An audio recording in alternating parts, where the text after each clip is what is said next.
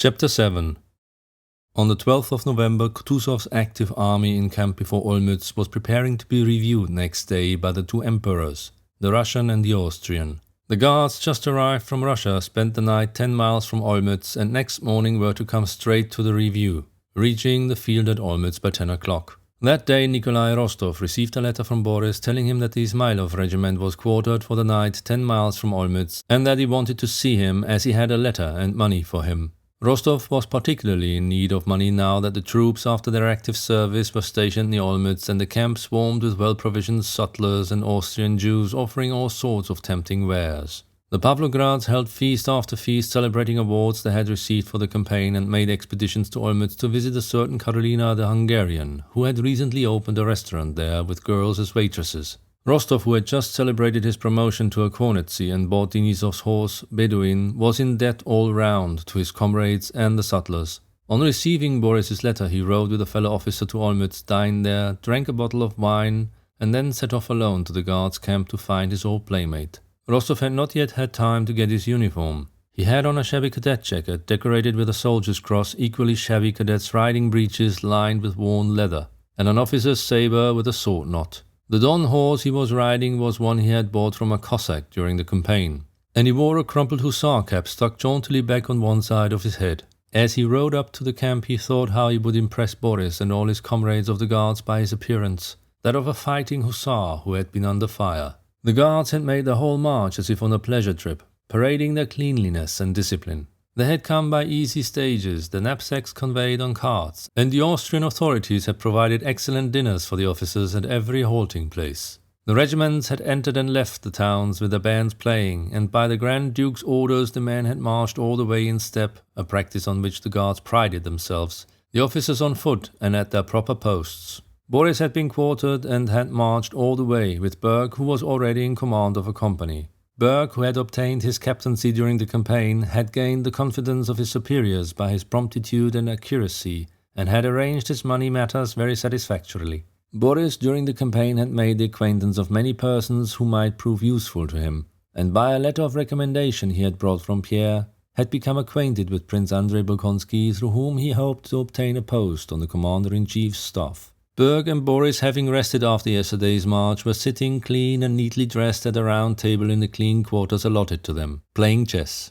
Berg held a smoking pipe between his knees. Boris, in the accurate way characteristic of him, was building a little pyramid of chessmen with his delicate white fingers while awaiting Berg's move, and watched his opponent's face, evidently thinking about the game, as he always thought only of whatever he was engaged on. "Well, how are you going to get out of that?" he remarked. "We'll try to," replied Berg, touching a pawn and then removing his hand. At that moment the door opened. "Here he is at last," shouted Rostov. "And Berg too! Oh, you petits enfants, allez coucher dormir!" he exclaimed, imitating his Russian nanny's French, at which he and Boris used to laugh long ago. "Old man, how you've changed!" Boris rose to meet Rostov, but in doing so did not omit to steady and replace some chessmen that were falling. He was about to embrace his friend, but Nikolai avoided him. With that peculiar feeling of youth, that dread of beaten tracks and wish to express itself in a manner different from that of its elders, which is often insincere, Nikolai wished to do something special on meeting his friend. He wanted to pinch him, push him, do anything but kiss him, a thing everybody did. But notwithstanding this, Boris embraced him in a quiet, friendly way and kissed him 3 times. They had not met for nearly half a year, and being at the age when young men take their first steps on life's road, each saw immense changes in the other. Quite a new reflection of the society in which they had taken those first steps. Both had changed greatly since they last met, and both were in a hurry to show the changes that had taken place in them. "Oh, you damn dandies! Clean and fresh as if you'd been to a fête! Not like us sinners of the line!" cried Rostov, with martial swagger and with baritone notes in his voice new to Boris, pointing to his own mud-bespattered breeches. The German landlady, hearing Rostov's loud voice, popped her head in at the door. "Hey, is she pretty?" he asked with a wink. "Why do you shout so? You'll frighten them," said Boris. "I did not expect you today," he added. "I only sent you the note yesterday by Bolkonsky, an adjutant of Kutuzov's, who's a friend of mine. I did not think he would get it to you so quickly." "Well, how are you? Been under fire already?" asked Boris. Without answering, Rostov shook the soldier's cross of St. George fastened to the cording of his uniform, and indicating his bandaged arm, glanced at Berg with a smile. As you see, he said. Indeed, yes, yes, said Boris with a smile. And we too have had a splendid march. You know, of course, that His Imperial Highness rode with our regiment all the time, so that we had every comfort and every advantage. What receptions we had in Poland! What dinners and balls! I can't tell you. And the Tsarevich was very gracious to all our officers. And the two friends told each other of their doings, the one of his hussar revels and life in the fighting line, the other of the pleasures and advantages of service under members of the imperial family. Oh, you gods, said Rostov. I say, send for some wine. Boris made a grimace. If you really want it, said he. He went to his bed, drew a purse from under the clean pillow and sent for wine. Yes, and I have some money and a letter to give you, he added. Rostov took the letter and, throwing the money on the sofa, put both arms on the table and began to read. After reading a few lines, he glanced angrily at Berg, then, meeting his eyes, hid his face behind the letter. Well, they've sent you a tidy sum, said Berg, eyeing the heavy purse that sank into the sofa. As for us, Count, we get along on our pay. I can tell you for myself. I say, Berg, my dear fellow, said Rostov, when you get a letter from home and meet one of your own people whom you want to talk everything over with, and I happen to be there, I'll go at once to be out of your way. To go somewhere, anywhere. To the devil, he exclaimed, and immediately seizing him by the shoulder and looking amiably into his face, evidently wishing to soften the rudeness of his words, he added, Don't be hurt, my dear, my good fellow. You know I speak from my heart as to an old acquaintance. Don't mention it, Count.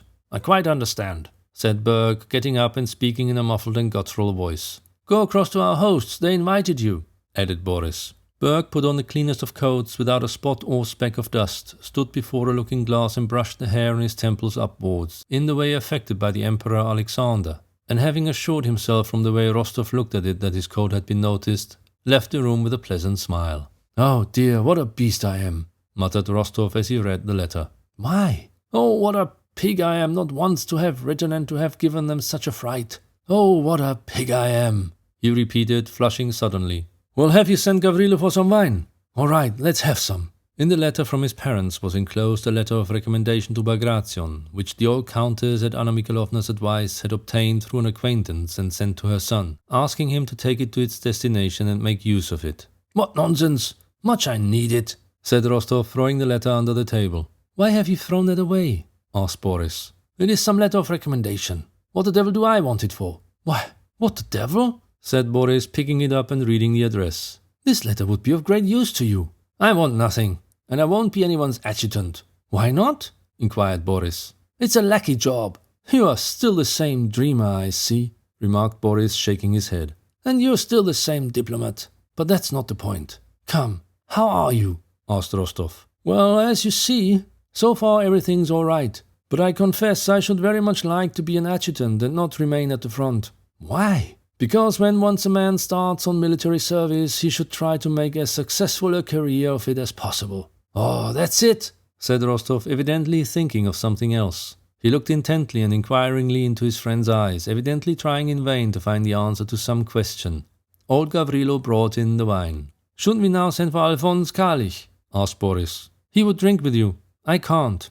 Well, send for him. Send for him. And how do you get on with that German? Said Rostov with a contemptuous smile. He is a very, very nice, honest and pleasant fellow, answered Boris. Again Rostov looked intently into Boris's eyes and sighed. Berg returned, and over the bottle of wine conversation between the three officers grew animated. The guardsmen told Rostov of their march and how they had been made much of in Russia, Poland and abroad. They spoke of the sayings and doings of their commander, the Grand Duke, and told stories of his kindness and irascibility. Berg, as usual, kept silent when the subject did not relate to himself, but in connection with the stories of the Grand Duke's quick temper, he related with gusto how in Galicia he had managed to deal with the Grand Duke when the latter made a tour of the regiments and was annoyed at the irregularity of a movement.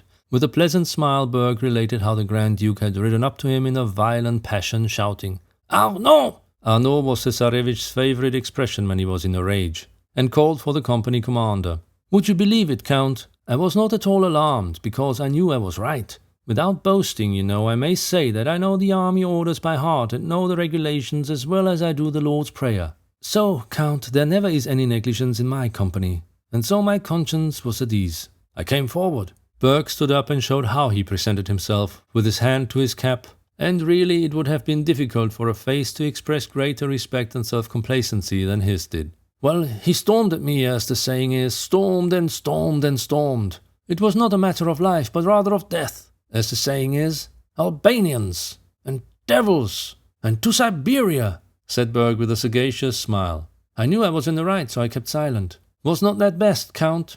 Hey, are you dumb? He shouted. Still I remained silent. And what do you think, Count? The next day it was not even mentioned in the orders of the day. That's what keeping one's head means. That's the way, Count, said Berg, lighting his pipe and emitting rings of smoke. Yes, that was fine, said Rostov, smiling. But Boris noticed that he was preparing to make fun of Berg and skillfully changed the subject. He asked him to tell them how and where he got his wound. This pleased Rostov and he began talking about it, and as he went on became more and more animated. He told them of his Schöngraben affair, just as those who have taken part in a battle generally do describe it. That is, as they would like it to have been, as they have heard it described by others, and as sounds well but not at all as it really was. Rostov was a truthful young man and would on no account have told a deliberate lie. He began his story meaning to tell everything just as it happened, but imperceptibly, involuntarily and inevitably he lapsed into falsehood. If he had told the truth to his hearers, who like himself had often heard stories of attacks and had formed a definite idea of what an attack was, and were expecting to hear just such a story, they would either not have believed him, or still worse would have thought that Rostov was himself to blame, since what generally happens to the narrators of cavalry attacks had not happened to him. He could not tell them simply that everyone went at a trot, and that he fell off his horse and sprained his arm and then ran as hard as he could from a Frenchman into the wood. Besides, to tell everything as it really happened, it would have been necessary to make an effort of will to tell only what happened. It is very difficult to tell the truth, and young people are rarely capable of it. His hearers expected a story of how beside himself and all aflame with excitement, he had flown like a storm at the square, cut his way in, slashed right and left, how his sabre had tasted flesh, and he had fallen exhausted, and so on. And so he told them all that. In the middle of his story, just as he was saying, "You cannot imagine what a strange frenzy one experiences during an attack," Prince Andrei, whom Boris was expecting, entered the room.